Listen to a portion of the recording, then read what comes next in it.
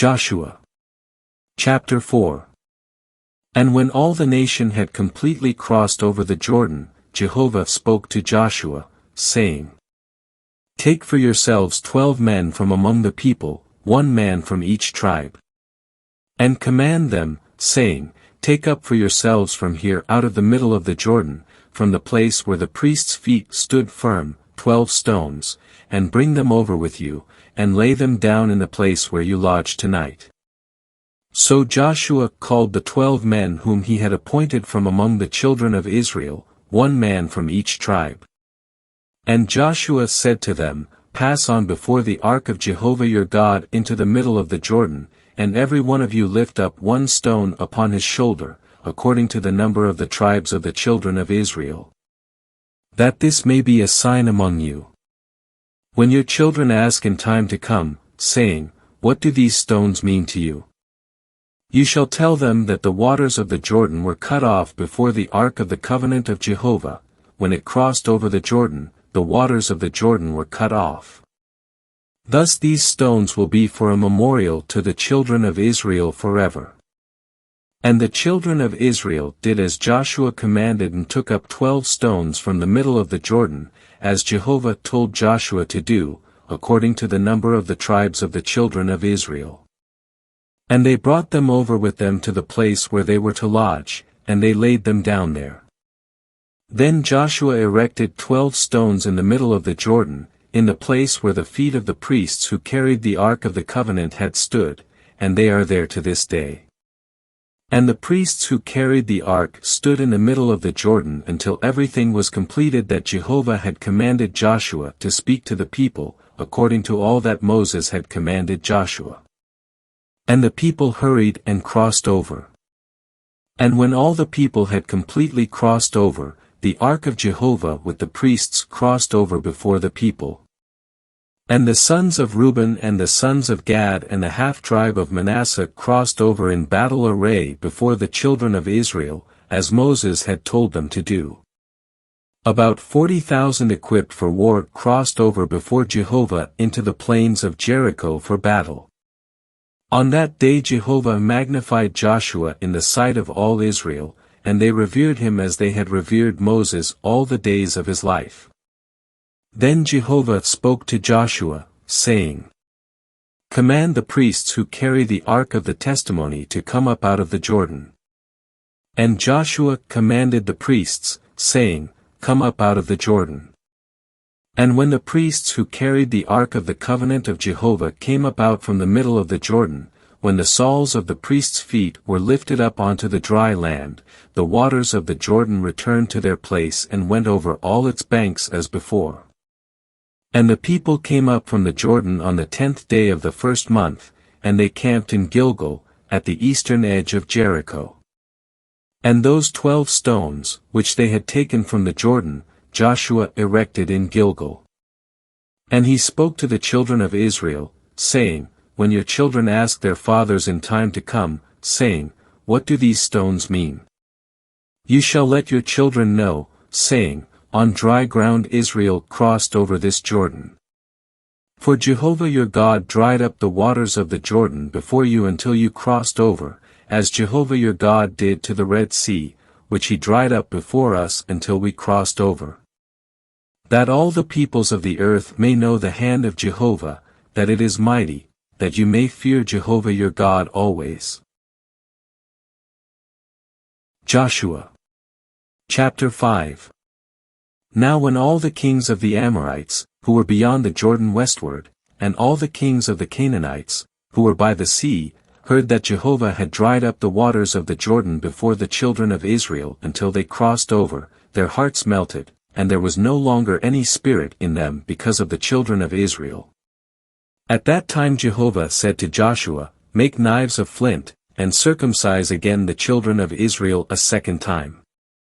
And Joshua made knives of flint and circumcised the children of Israel at Gibeath-Haraloth. And this is the reason Joshua circumcised them: all the people who came out of Egypt who were males, all the men of war, died in the wilderness on the way, after they had come out of Egypt. Although all the people who came out were circumcised, all the people who were born in the wilderness on the way, after the others had come out of Egypt, had not been circumcised. For the children of Israel went for 40 years through the wilderness until all the nation, the men of war who had come out of Egypt, were consumed, because they did not listen to the voice of Jehovah, they to whom Jehovah swore that they would not see the land that Jehovah had sworn to their fathers to give us, a land flowing with milk and honey. And their children, whom he had raised up in place of them, these Joshua circumcised, for they were uncircumcised, because they had not circumcised them on the way. And when they had finished circumcising the whole nation, they remained in their place at the camp until they recovered. Then Jehovah said to Joshua, "Today I have rolled away the reproach of Egypt from off you." So the name of that place has been called Gilgal to this day. And the children of Israel camped in Gilgal, and they held the Passover on the 14th day of the month in the evening on the plains of Jericho. And on the day after the Passover, on that very day, they ate of the produce of the land, unleavened cakes and parched grain. And the manna ceased on that day, when they ate of the produce of the land, and there was no longer manna for the children of Israel, but they ate of the yield of the land of Canaan that year. Now once, when Joshua was by Jericho, he lifted up his eyes and looked, and behold, there was a man standing opposite him, and his sword was drawn in his hand. And Joshua went to him and said to him, "Are you for us or for our adversaries?" And he said, "Neither, but as the captain of Jehovah's army have I now come." Then Joshua fell to the ground upon his face and worshipped. And he said to him, "What does my Lord speak to his servant?" And the captain of Jehovah's army said to Joshua, "Remove your sandals from your feet, for the place on which you are standing is holy." And Joshua did so. Joshua. Chapter 6. Now Jericho was shut up so tight because of the children of Israel that no one went out and no one went in. And Jehovah said to Joshua, "See, I have given Jericho and its king and the mighty men of valor into your hand. And you shall circle the city, all the men of valor, going around the city one time. Thus shall you do for 6 days. And 7 priests shall carry 7 trumpets of ram's horns before the Arkansas. Then on the 7th day you shall circle the city 7 times, and the priests shall blow the trumpets. And when they give off the blast of the ram's horn and you hear the trumpet sound, all the people shall shout with a great shout. And the wall of the city will fall down flat, and the people shall go up, each straight ahead." So Joshua the son of Nun called the priests and said to them, "Take up the Ark of the Covenant, and let 7 priests carry 7 trumpets of ram's horns before the Ark of Jehovah." And he said to the people, "Pass on and circle the city, and let the armed men pass on before the Ark of Jehovah." Then when Joshua had spoken to the people, the 7 priests carrying the 7 trumpets of ram's horns before Jehovah passed on and blew the trumpets, and the Ark of the Covenant of Jehovah went after them. And the armed men went before the priests who blew the trumpets, and the rear guard went after the ark, the trumpets continually blowing. And Joshua commanded the people, saying, "You shall not shout, nor let your voice be heard, nor let a word go forth from your mouth, until the day I say to you, shout. Then you shall shout." So he had the Ark of Jehovah circle the city, going around at one time. And they came into the camp and lodged in the camp.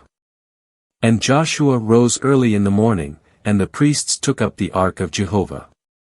And the 7 priests carrying the 7 trumpets of ram's horns went before the Ark of Jehovah, continually blowing the trumpets, and the armed men went before them, and the rear guard went after the Ark of Jehovah, the trumpets continually blowing. And they circled the city on the 2nd day one time and returned to the camp. This they did for 6 days. Then on the 7th day they rose early, at the break of dawn, and circled the city in the same manner 7 times. Only on that day did they circle the city 7 times. And at the 7th time the priests blew the trumpets, and Joshua said to the people, "Shout! For Jehovah has given you the city. And the city shall be devoted to Jehovah for destruction, it and all that is in it. Only Rahab the harlot shall live, she and all who are with her in her house, because she hid the messengers we sent. But as for you, keep yourselves from what has been devoted to destruction, lest you devote yourselves to destruction by taking of what has been devoted and you make the camp of Israel something devoted to destruction and bring trouble to it. But all the silver and the gold and the vessels of bronze and iron, these are holy to Jehovah, they shall come into the treasury of Jehovah. So the people shouted and the trumpets were blown, and when the people heard the trumpet sound, the people shouted with a great shout, and the wall fell down flat. And the people went up into the city, each straight ahead, and they captured the city. And they utterly destroyed all that was in the city with the edge of the sword, both men and women, young and old, and oxen and sheep and donkeys. And Joshua said to the 2 men who had spied out the land, Go to the house of the harlot, and bring out from there the woman and all that belongs to her, as you swore to her.